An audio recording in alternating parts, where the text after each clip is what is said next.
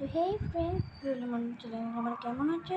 আশা করি সবাই ভালো আছে, আমিও ভালো আছি। তো ফ্রেন্ড, কালকে একটা পূজা আছে, আমি ভুলে গেছি নামটা। মার থেকে জেনে পরে আমি তোমায় বলবো। তো চলো এখন ঠাকুরের মুখটা দর্শন হবে। আর ওই যে ধান দুব্বা ওগুলো নিয়ে এসেছিলাম বাইরের থেকে, বাবা আমি হাঁপিয়ে গেছি। এই পাশের বাড়ি গেটের সামনেই আছে। তো চলো আগে দেখে নে কী কী আছে আর কী কেমন লেগেছে ঠাকুরটা, প্লিজ কমেন্টে বলো। আর ফ্রেন্ড, তোমাদের অনেক থ্যাংক ইউ ফর 51 সাবস্ক্রাইব জন্য। প্লিজ আমার 1 মিলিয়ন করে দাও প্লিজ।